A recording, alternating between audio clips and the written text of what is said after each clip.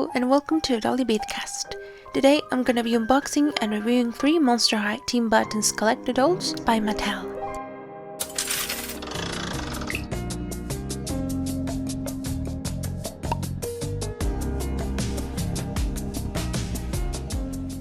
So these are the dolls. First we have the Nightmare Before Christmas double pack released in 2023. The Corpse Bride Emily doll released in August 2025, and the Beetlejuice 2 double pack released in February 2025. Let's start with the most recent release and the only individual doll, Emily. To say that many people look forward to this doll releasing ever since the very first Skullector dolls dropped would be an understatement. She's one of the most customized characters in the Monster High custom doll community, and with good reason. Look, I even own one custom Emily doll myself. The box has the most recent design, opening in the middle like a curtain, and the doll is displayed beautifully. It is a shame that some of the box images are basically PNGs of the movie with AI upscaling. It looks very cheap compared to other Skullector boxes. But oh well, let's get her out of the box. As you can see, both the certificate of authenticity and the doll stand are located on the back of the box.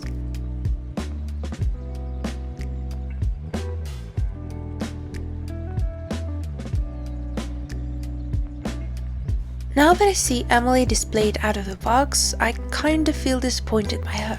Don't misunderstand me, I like the doll. The strong points of this design are their unique head and body sculpt. She's pretty, and she looks like a Monster High, heck, she even looks like 𝓗𝓮𝓵. But she doesn't look like Emily, partly because she doesn't have that depth and detail to her face up to make her look like the stop motion puppet, which mind you are things that the Sally doll does achieve. But I'm getting ahead of myself.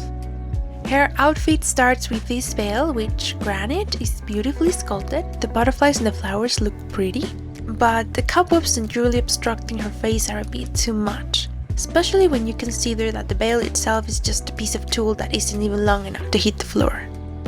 Her earrings look like a 𝓗𝓵𝓵 is crawling out of her ear, which honestly looks pretty cool.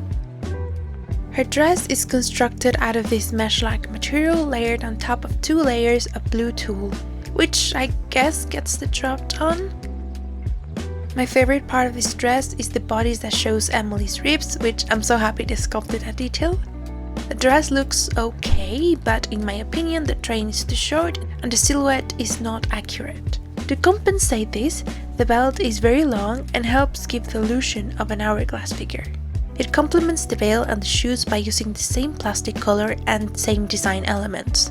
Her skeletal hand is wearing a wedding ring and a glove made out of the same tulle from the dress, a detail that is also present in her shoes as a singular sock.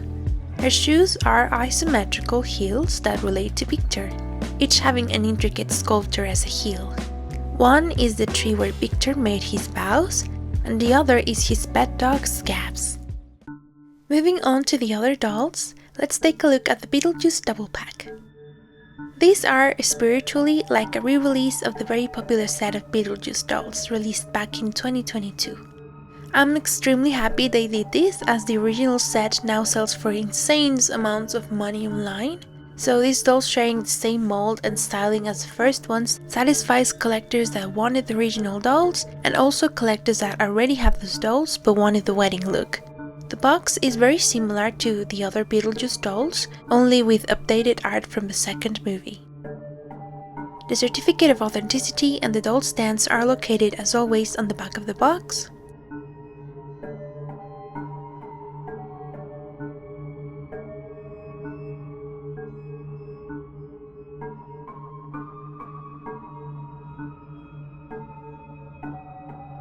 Here they are displayed out of the box. First, let's take a closer look at Beetlejuice. She has the same recycled Monica head sculpt as the previous Beetlejuice dolls, and her face up is really similar, only incorporating more red hues to go with her wedding attire. Speaking of which, it is a red suit that closely resembles the one in the movie, with the added detail of having a printed stripe design with bugs all over it. It looks super cool despite the low quality fabric. It also gives the impression of being a 3-piece suit, but don't let it mislead you. The shirt is attached to the pants and the cuffs are attached to the jacket. making these a leotard with the jacket.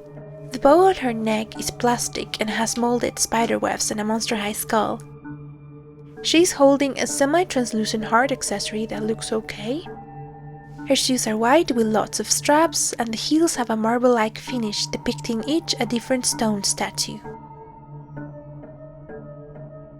Moving on to 𝓸𝓸𝓮𝓵, just like Beetlejuice, she shares the recycled head sculpt from the previous 𝓸𝓸𝓮 doll, and her face-up is really similar too, only incorporating very heavy red eyeshadow.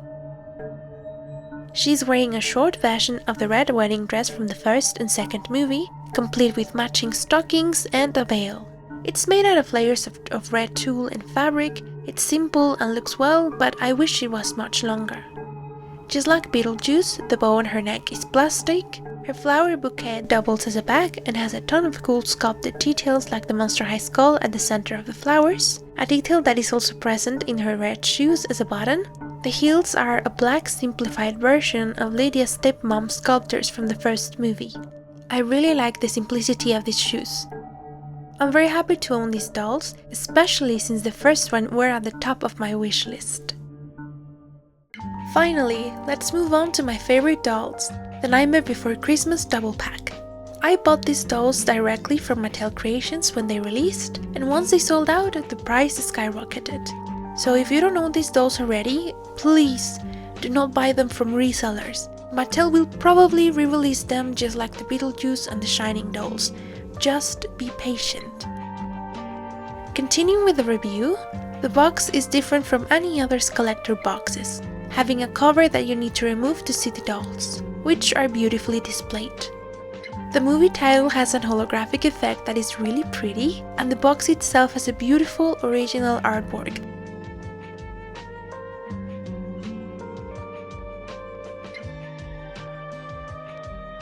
I unboxed these dolls years ago when I received them, so here's the lovely couple out of box. So first, let's take a look at the tallest Monster High boy, Jack. He is where most of the budget went. They made a completely new and unique head and body sculpt to accommodate his bizarre proportions. He looks just like the character, and I'm glad they went with this design route. His body is very impressive, being the tallest and slimmest Monster High male doll.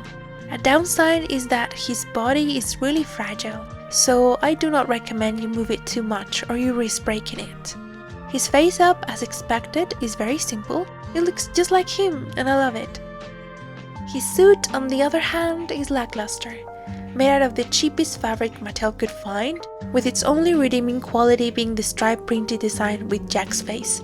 But I get why this was done, and despite it, it looks okay. I like the overall look. The suit is a two-piece outfit having the vest and shirt attached to the pants. His bow is plastic and has a sculpted cat face. It looks very accurate to the movie. And finally, his shoes. They are black with lots of intricate details sculpted on, and the heels are symmetrical, being the heel where he and 𝓷𝓸𝓮𝓵 confess their love. These are my favorite shoes so far. Let's continue with 𝓷𝓸𝓮𝓵. She has a new and unique face mold just for her, and the face up is so detailed. She looks not only like 𝓷𝓸𝓮, but also like the stop-motion puppet. Look at the ombre effect of her eyes and the depth of the stitches. I love it, it's just perfect. Her dress is a beautiful redesign of her movie outfit, being a mermaid dress with an off-the-shoulder neckline. It has this printed design that simulates 𝓷𝓸𝓮's patchwork, and it has ruffles made out of this flowing gauze material that drapes beautifully. This fabric is also present on her off-the-shoulder sleeves. Her earrings have sculpted cat faces, and I cannot tell what the necklace is supposed to be. Her long flowy hair is adorned with a black headband that has a Christmas bow and the flowers 𝓷𝓸𝓮 picks from the cemetery. Her bag is so ugly and a pure waste of plastic. I would have preferred much more a zero figure rather than this thing. Her shoes are kinda similar to Jack's. They are black with some stitching and swirly details, and the heels are white, sculpted to look like the herb jars that 𝓷𝓸𝓮 uses. So, those were Jack and 𝓷𝓸𝓮, the last dolls we're reviewing today. I'm so happy I got to unbox and review this collection. They are so fun to play with, and now I can enact my insane crack ships from when I was like 8. And despite all my nitpicks, I think there is something to love in each of these dolls, especially if you love the movies. My personal favorite being Sally. She and Emily look very good together, but I still think Sally is the best of the two. If you want to buy any of the dolls from the video, the Beetlejuice 2-pack and Emily are still available to purchase from retailers like Amazon. You could even buy them for a discounted price, which is awesome. As for Jack and Sally, the only option is a reseller. Or wait and see. Perhaps Mattel will re-release these dolls for the next major anniversary of the movie. I don't know. But anyways, that was everything for today's video. Thank you so much for watching, and I'll see you on the next one. Bye bye!